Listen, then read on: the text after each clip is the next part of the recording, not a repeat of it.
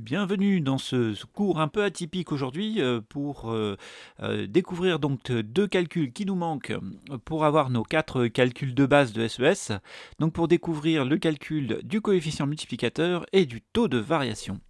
Donc toute petite révision sur les calculs que l'on a déjà vus. On a donc déjà appris un premier calcul qui est le calcul de proportion, dont on rappelle la définition. La proportion, ça nous permet de comparer deux données, et notamment de mesurer la taille d'une donnée en prenant comme référence une autre donnée. Donc la formule, ça donne que on prend la valeur que l'on cherche à mesurer et on la compare, on la met par rapport à une valeur de référence. On multiplie ça par 100% pour obtenir une donnée qui s'exprime en pourcentage et le tour est joué. On a donc un calcul de proportion. Ok, cette petite formule, vous allez voir, on va la retrouver très bientôt dans le calcul du coefficient multiplicateur, mais sans les pourcentages. Je ne m'étends pas plus pour le moment sur les proportions, on y reviendra à la fin du cours.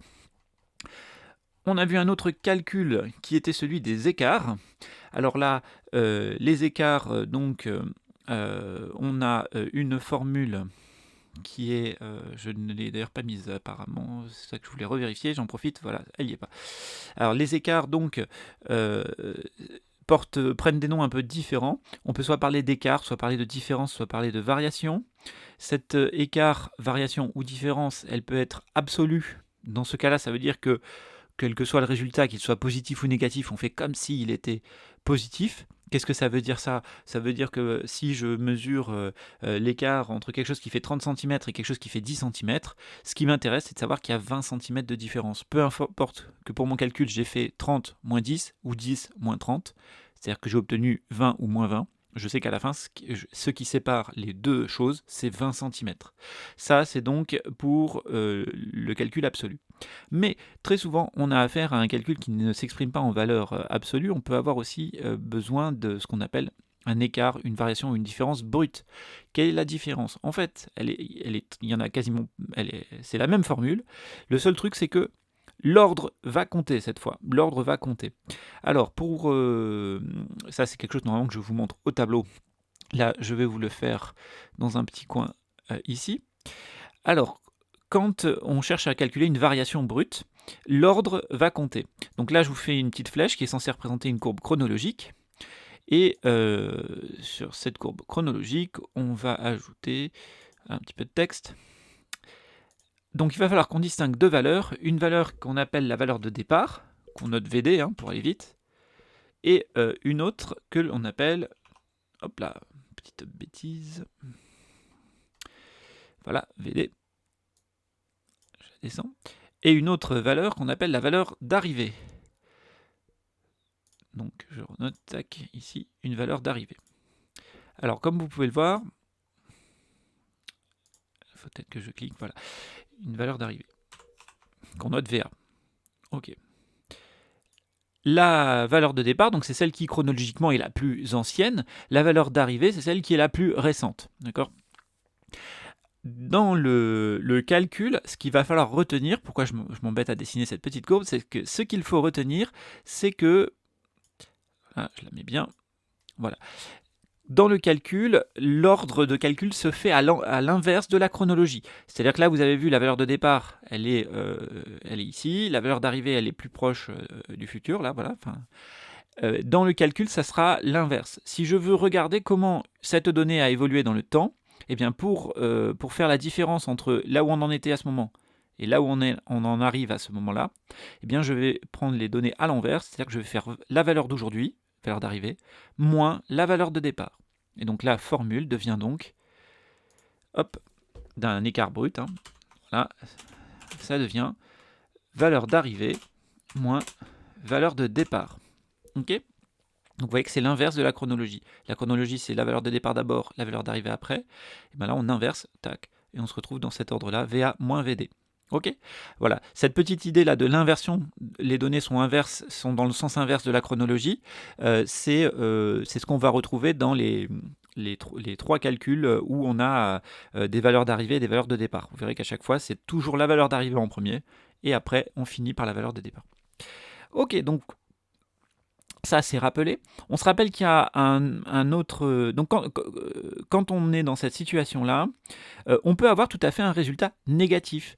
Si la valeur d'arrivée est plus petite que ma valeur de départ, si mon salaire ici est de 1000 euros à l'arrivée, alors qu'il était de 3000 au départ, j'ai bien eu une baisse de 2000 euros de mon salaire. Donc ici, ce résultat peut tout à fait être négatif, et quand c'est négatif, ça indique qu'il y a une baisse. Deuxième petit piège, c'est quand on compare des données en pourcentage à ce moment-là, n'oubliez pas que le calcul s'exprime non pas en pourcent, le résultat ne s'exprime pas en pourcent, mais en points de pourcentage. Si j'ai donc une donnée quelconque qui fait 10% aujourd'hui, alors qu'elle était à 5% au départ, eh bien, cette donnée a donc augmenté de 5, mais pas de 5%, elle a augmenté de 5 points de pourcentage. N'oubliez surtout pas dès qu'on fait juste une différence, quand on fait qu'un calcul de différence, ça nous donne des points de pourcentage. On verra tout à l'heure la formule du taux de variation qui va nous donner l'écart cette fois en pourcentage et pas en points de pourcentage. Alors, ce qui différencie les deux, alors déjà au niveau du calcul, donc le premier, ça n'est qu'une simple différence, on le voit. Ça me donne donc l'écart entre les deux. L'écart, c'est des points de pourcentage. L'autre, quand on va dire, on va donner un résultat en pourcentage, c'est toujours un pourcentage de quelque chose. Et là, regardez, si on regarde, alors c'est la formule. Si je regarde comment a évolué cette donnée quand elle est passée de 5 à 10, eh bien, je prends ma valeur d'arrivée, je vais d'abord calculer l'écart, donc ma valeur d'arrivée, moins ma valeur de départ. Ok, donc ça me donne un écart de 5. Cet écart, je vais le rapporter à ma valeur de départ. Ma valeur de départ était de 5. Et bien 5 par rapport à 5, ça fait donc 100%. D'accord ? Et donc je peux dire que ma donnée qui était à 5% au départ, eh bien elle a augmenté de 100% de la taille de ma donnée de départ. C'est-à-dire qu'elle a augmenté de 5% et donc elle est passée à 10. C'est dans ce cas-là que je peux dire qu'elle a augmenté de 100%. Elle a augmenté de 100% par rapport à sa situation de départ. Elle passe de 5 à 10. D'accord ? Mais passer de 5 à 10, donc augmenter de 100%, ici, ça n'est que faire un saut de 5 points de pourcentage. Ok ? Bon, j'espère que c'est clair. On aura pas mal l'occasion de revenir sur ça, donc vous devriez rapidement vous familiariser avec ça. Voilà, donc l'exemple inverse. Si à l'inverse, j'étais parti de 10 pour aller à 5%, à ce moment-là, quand je fais mon calcul d'écart, eh bien, vous voyez que ma valeur de départ, elle est là, ma valeur d'arrivée, elle est là.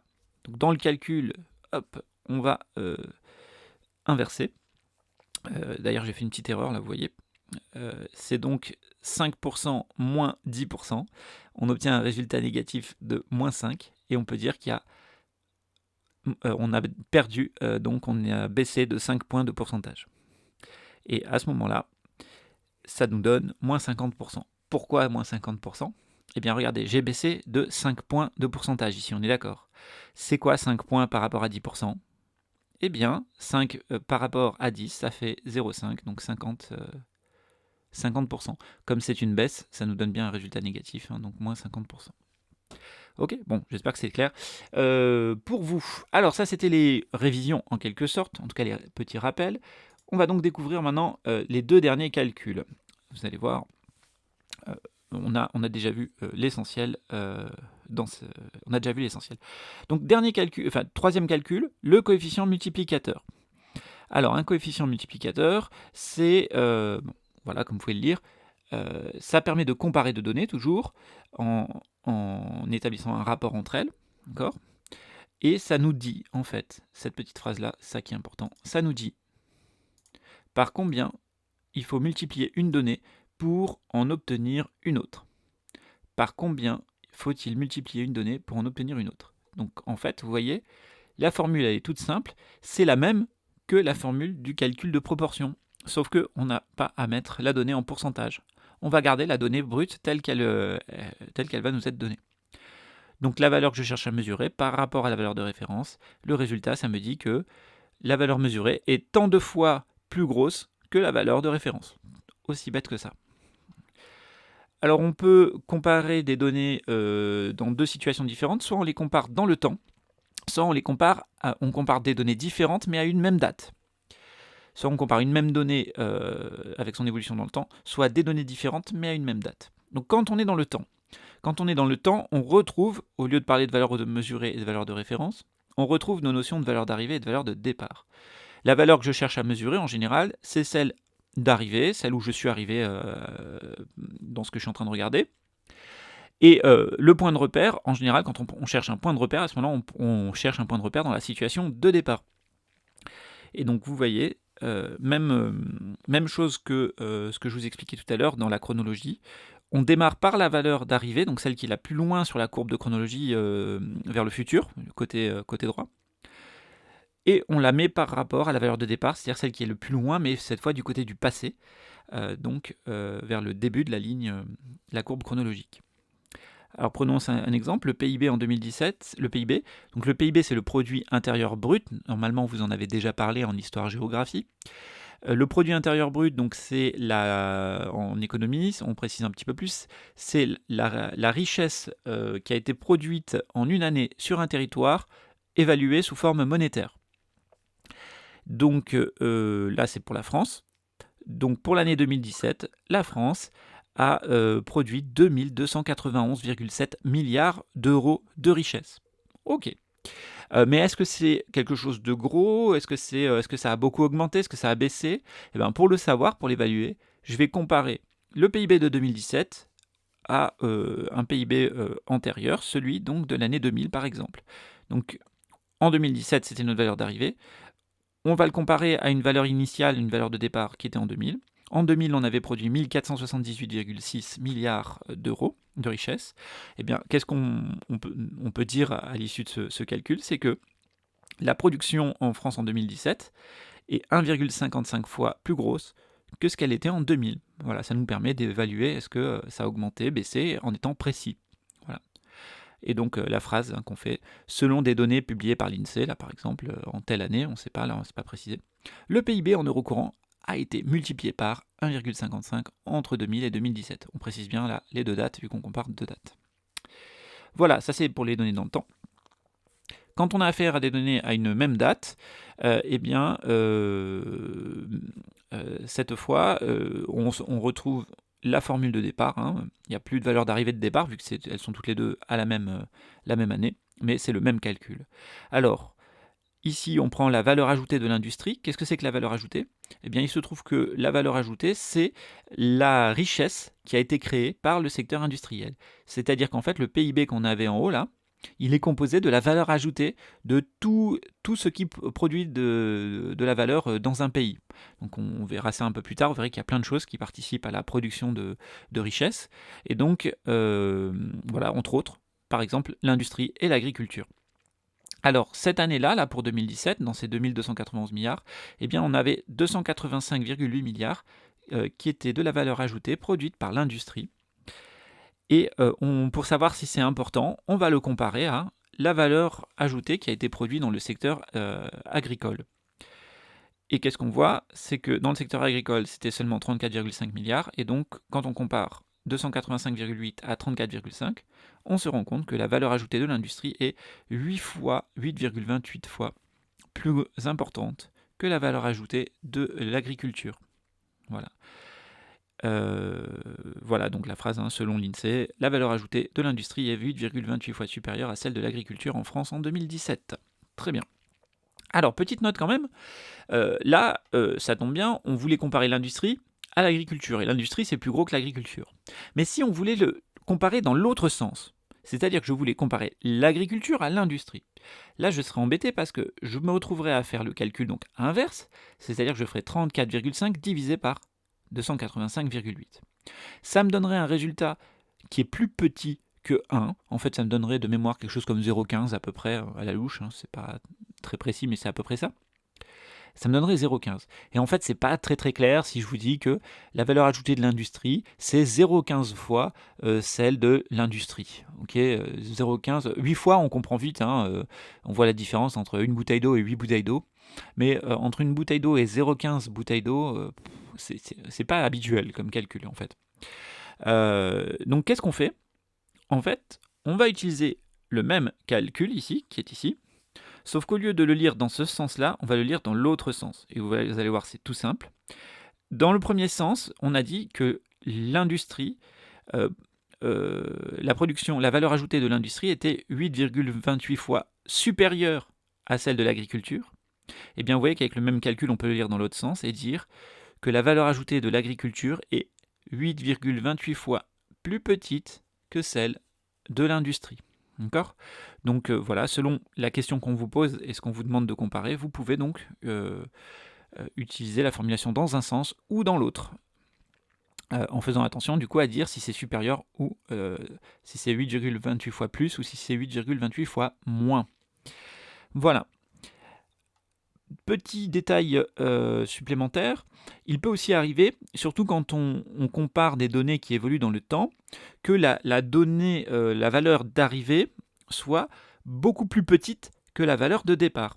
Donc par exemple, là je vous ai donné un exemple actuel, en 2012, on dénombrait 99 millions de personnes en dessous d'un seuil de pauvreté, donc en Chine.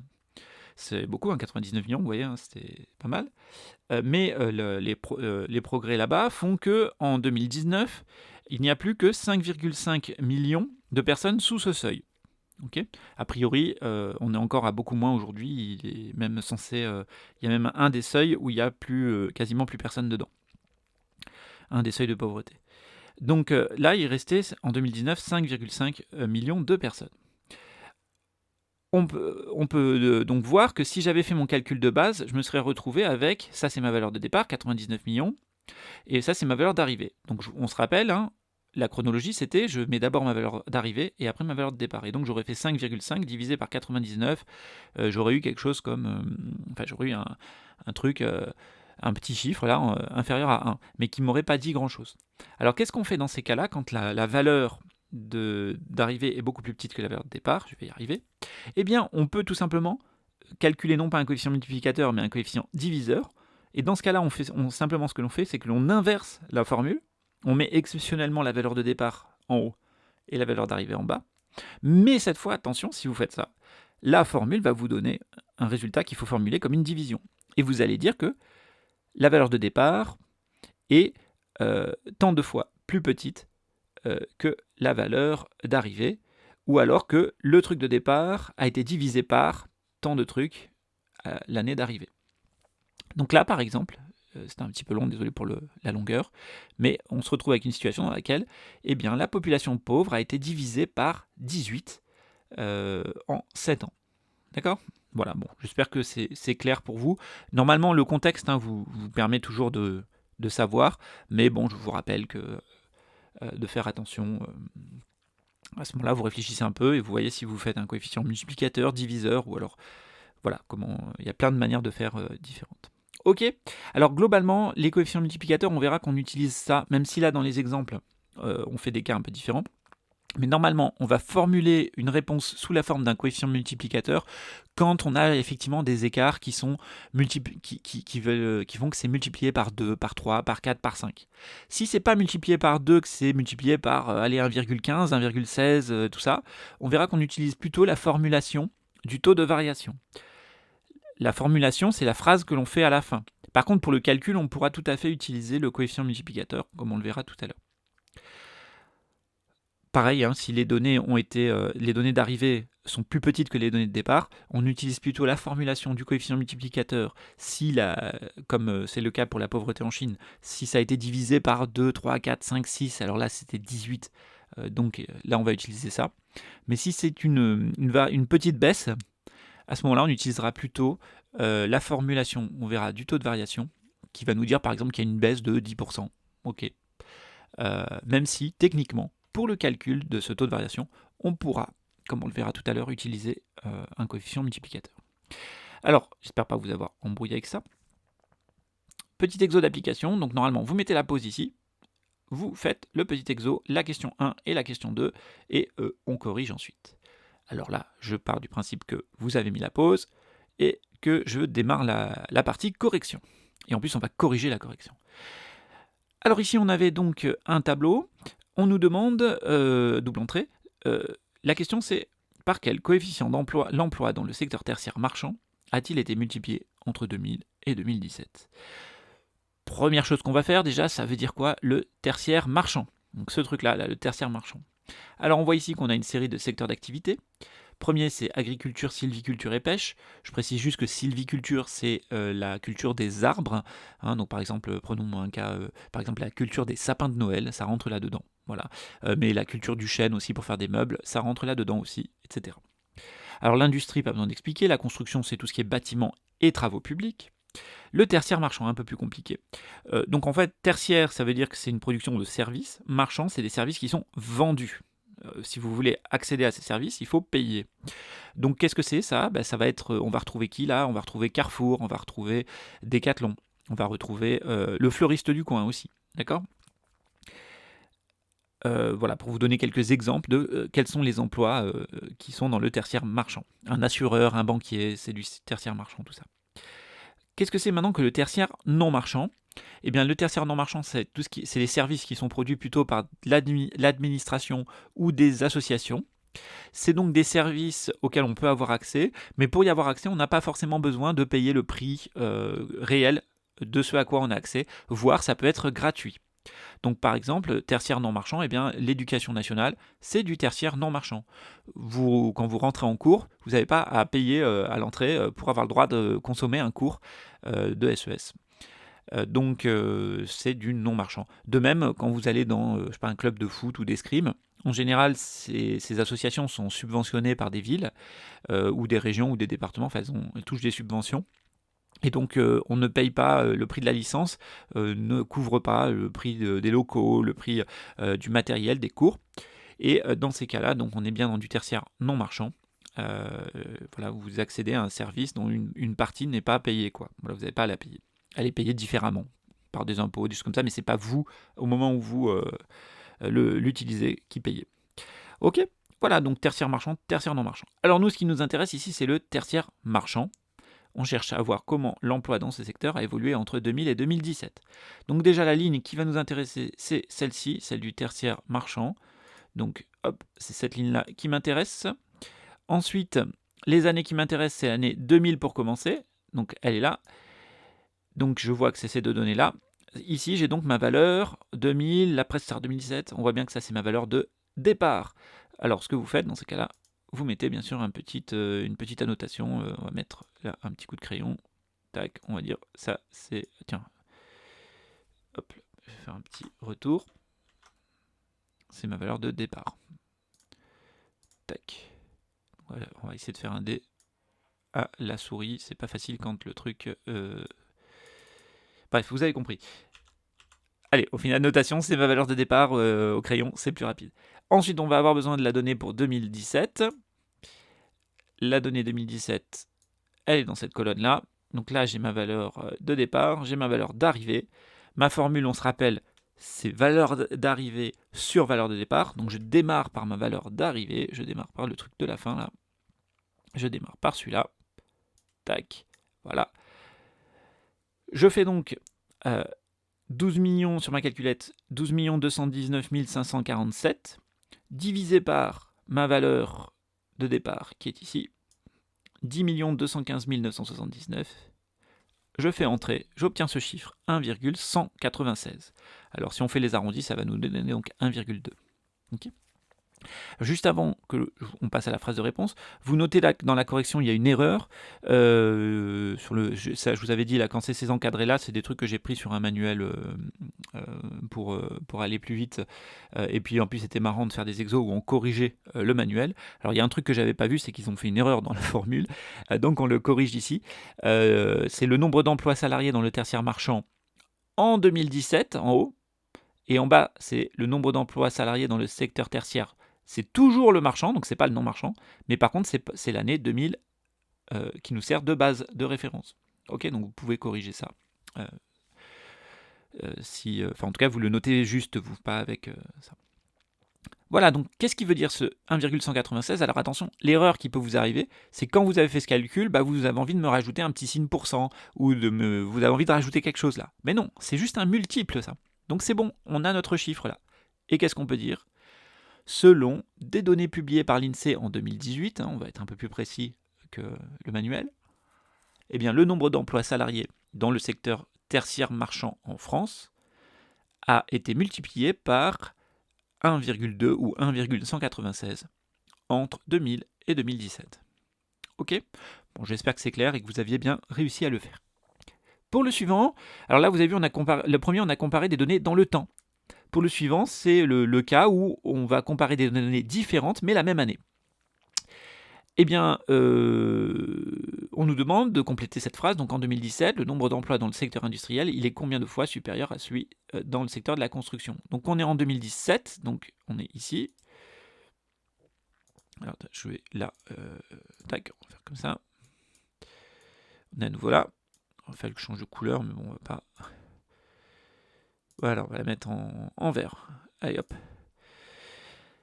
On est là. On me demande de comparer pour l'année 2017, cette fois, deux secteurs qui sont celui de la construction d'un côté. Donc la construction, c'est cette ligne ici. Pardon, celui de l'industrie, excusez-moi, l'industrie, c'est la ligne donc juste au-dessus. Et on me demande de le comparer à... Voilà, donc là, pareil, je vais mettre en vert. Pas si c'est... On va prendre un vert plus flash peut-être, je sais pas celui-là.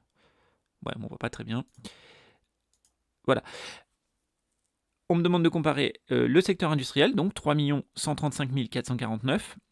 C'est la valeur que je cherche à mesurer. Et la valeur qui va me servir de référence, eh bien, elle est juste en dessous.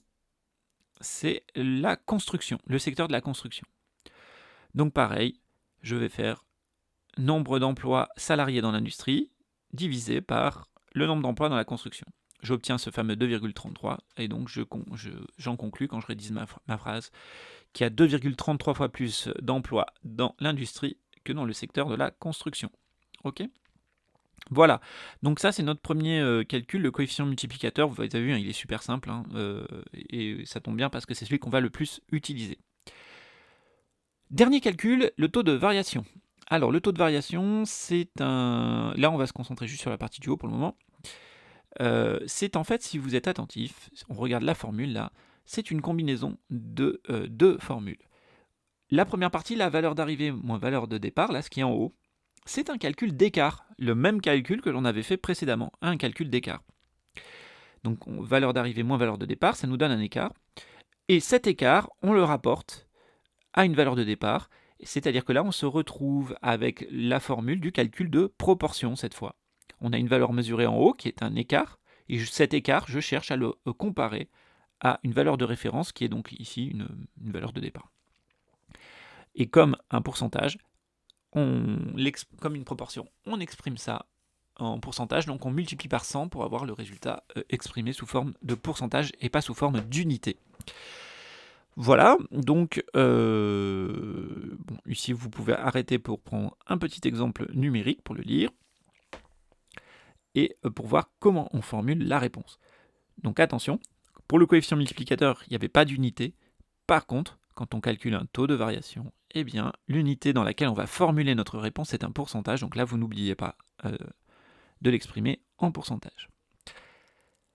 Avant de voir la conversion, on passe à l'exercice. Donc, pareil, vous mettez en pause le temps de faire la question numéro 1. Et voilà, on va dire que là, ça y est, vous avez fait la pause. Et on reprend la correction tout de suite. Alors, ici, qu'est-ce qu'il fallait faire ? On nous demandait de... je passe à la correction, donc je raffiche la question. On me demandait de calculer le taux de variation du nombre d'électeurs en France entre 2016 et 2017. Et il fallait faire une belle phrase avec tout ça. Alors, les données qui me concernent, c'est donc 2016-2017. On y va. Je repère 2016, c'était là. 2017, c'est à côté. On voit donc qu'on n'a pas affaire à la donnée 2018. Il ne faut pas se jeter, des fois on a envie de se jeter sur les dernières données. Non, ça, 2016-2017. Et on me demande de calculer le taux de variation du nombre d'électeurs pour la France entière, là. Ok. Et là, je vois que là, c'est des régions. Tac. Par contre, en bas, j'ai la France entière. Donc la donnée ensuite qui m'intéresse, c'est France entière. Elle est là. Ah, ça n'a pas marché. J'ai dû rater quelque chose. Voilà. Alors ici, valeur de départ c'est 2016, valeur d'arrivée c'est 2017. Je fais ma formule, la formule c'est pareil, on inverse les données chronologiques. Donc je commence par la valeur d'arrivée, 45 754. Vous voyez que là, il y a 3 zéros et 3 zéros, donc c'est pas la peine de les taper à la calculette.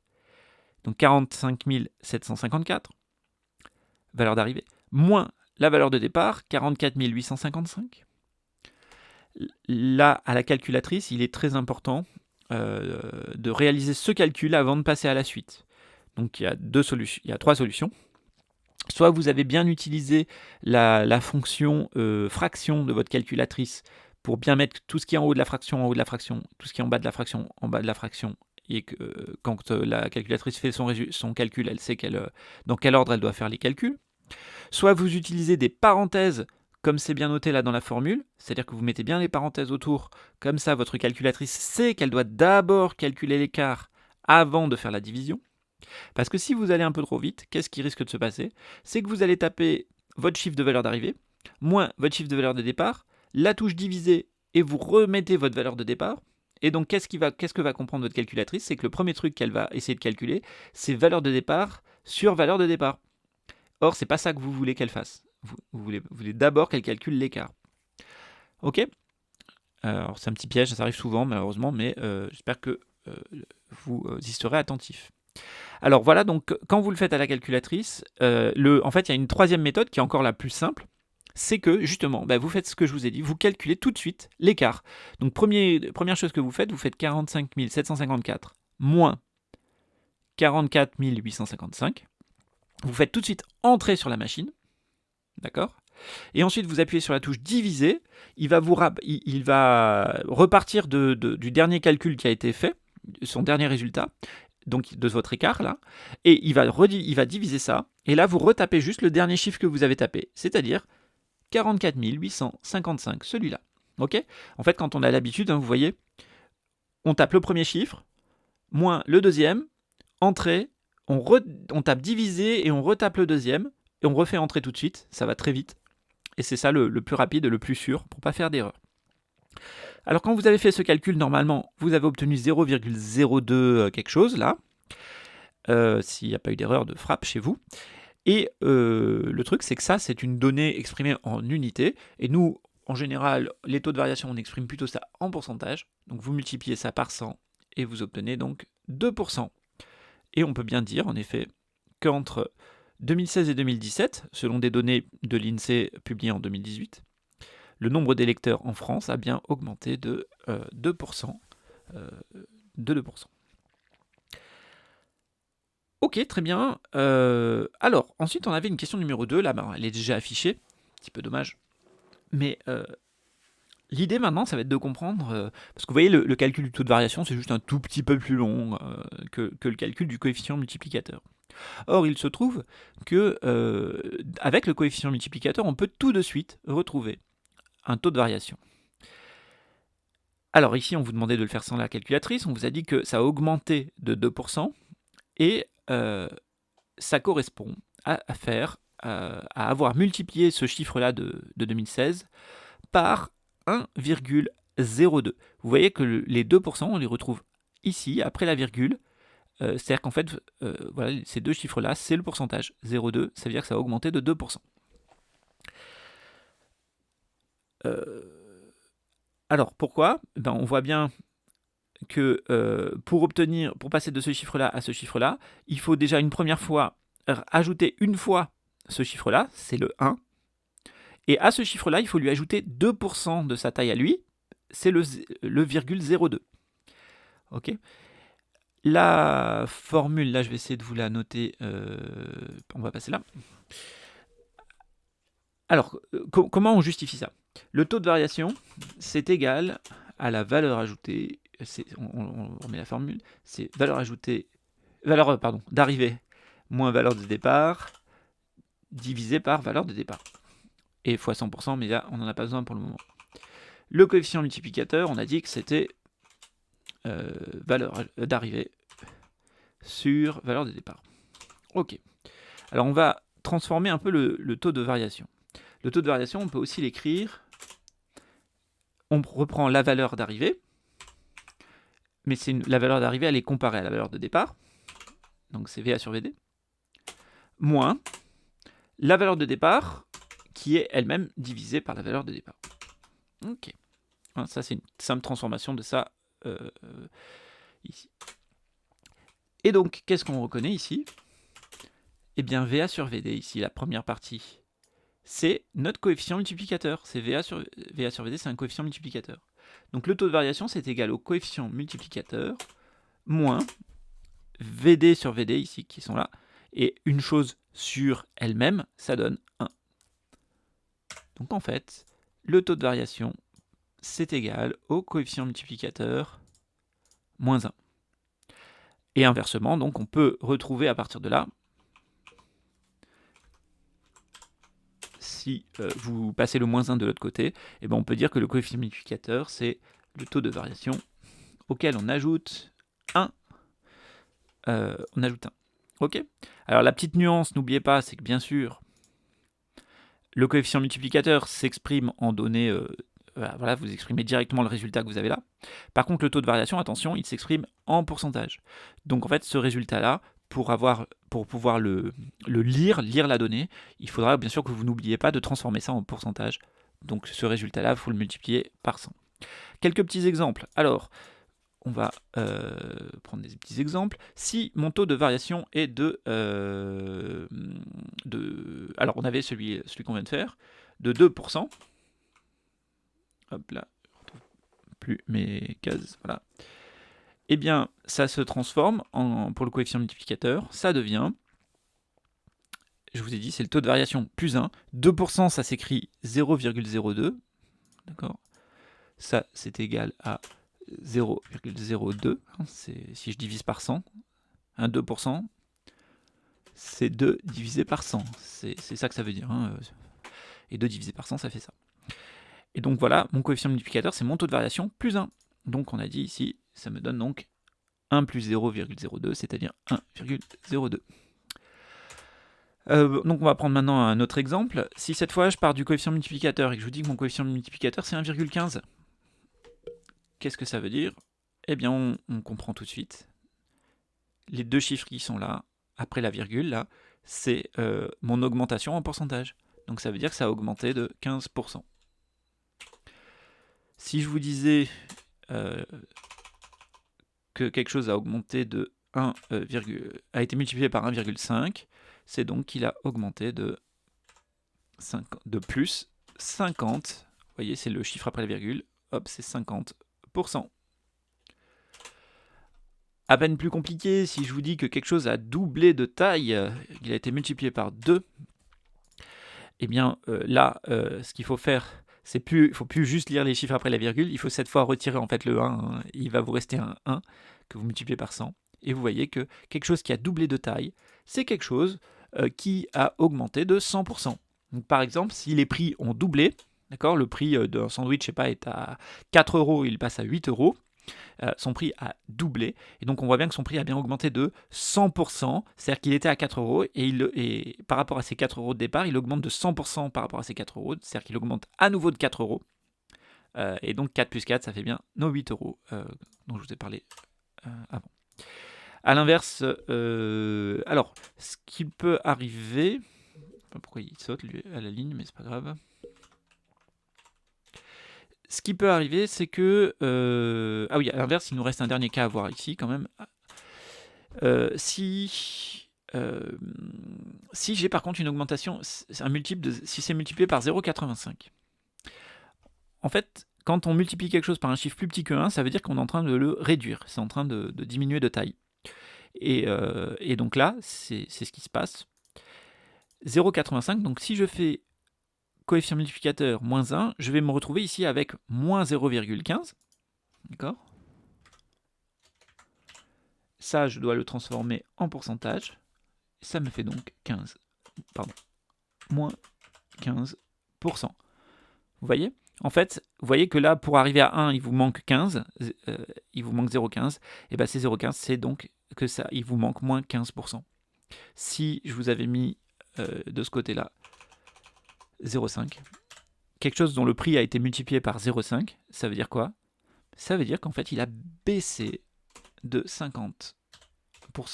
Donc quand on a des soldes à 50%, ça veut dire que le prix est divisé par 2. Divisé par 2, c'est comme multiplié par 0,5. C'est pareil. Ok? Voilà, normalement on a vu tous les exemples.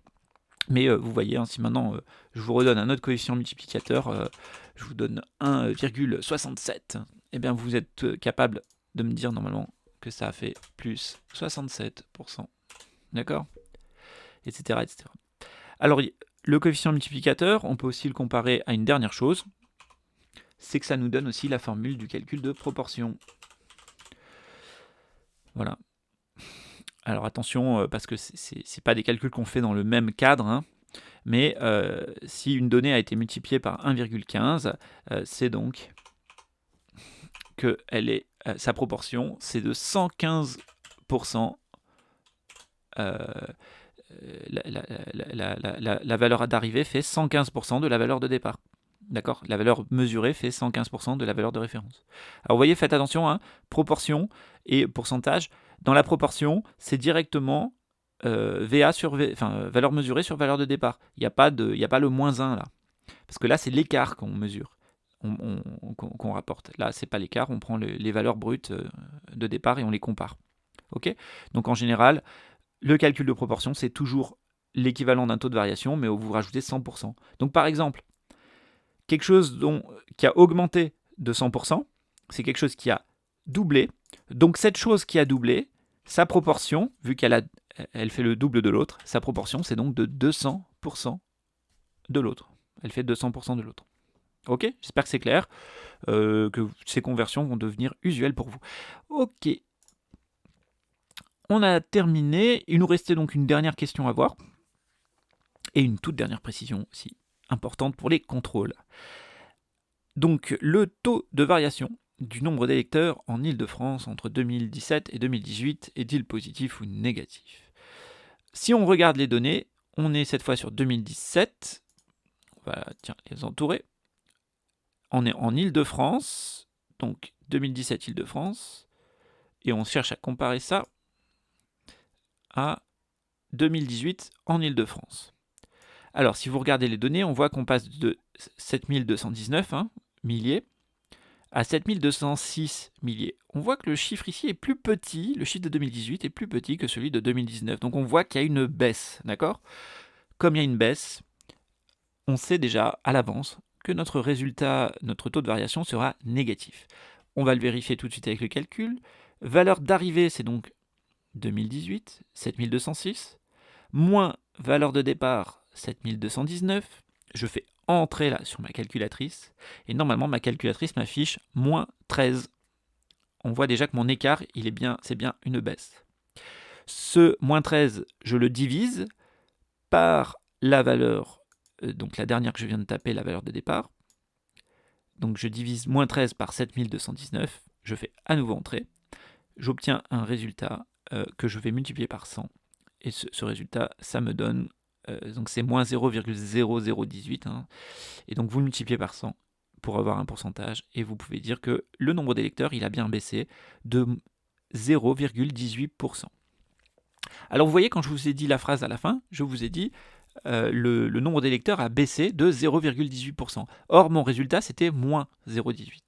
Quand vous formulez la réponse, il y a deux choses à se rappeler. C'est que si c'est un signe moins, en fait, vous ne le dites pas. Vous dites à ce moment-là que ça a baissé, d'accord, tout simplement. Et le fait de dire que ça a baissé, ça suffit. Donc ça a baissé de 0,18%. C'est pas la peine de dire ça a baissé de moins 0,18. C'est redondant, c'est pas beau, ça perturbe plus qu'autre chose. Donc première étape, c'est ça. Deuxième étape, vous avez vu que la question ici qui m'était posée, c'était en gros par exemple ici c'était tout en haut on me demandait de calculer le taux de variation. Là ici on me disait le taux de variation entre les deux. Est-ce que dans ma réponse je vais dire le taux de variation c'est ceci ? Absolument pas, parce que c'est pas clair. Vous devez toujours formuler la réponse comme si vous passiez à la radio et que les gens, vous parlez à des gens qui ne savent pas ce que c'est qu'un taux de variation. D'accord ? Donc vous allez le simplifier pour que ce soit clair. Et donc vous ne dites jamais, même si dans la question on vous demande le coefficient multiplicateur, on vous demande le taux de variation, on vous demande l'écart, vous, dans votre réponse, ces mots-là, ces mots techniques n'apparaissent pas. Vous donnez le résultat dans l'unité qui est compréhensible. Et donc là, ça donne, par exemple, qu'en Île-de-France, entre 2017 et 2018, le nombre d'électeurs a baissé de 0,18%. Vous voyez ? Je dis juste que ça a baissé de 0,18%. Je ne dis pas que le taux de variation est de moins 0,18, par exemple. C'est incompréhensible même pour quelqu'un qui connaît le calcul, on comprend plus rien là. Ok? Voilà. Écoutez, j'espère que tout ça a été très clair pour vous et que vous aurez pu rattraper ce cours, même si ça se fait d'une manière un petit peu atypique, moins confortable, je pense, qu'en cours. Enfin, je sais pas, vous verrez de toute façon. Que ça vous plaise ou pas, on fait avec les moyens du bord. Je vous souhaite. Alors, n'oubliez pas, attention, dans les contrôles à venir, donc, il faut connaître ces 4 formules parce que je vous demanderai de me lire des données, de me faire un petit calcul des fois, donc il faut les connaître maintenant. Hein. C'est important pour les SES et puis même si vous continuez pas les SES, pour votre vie de citoyen, ces petits calculs-là sont très très utiles. Voilà. Bonne fin de journée à vous. Au revoir.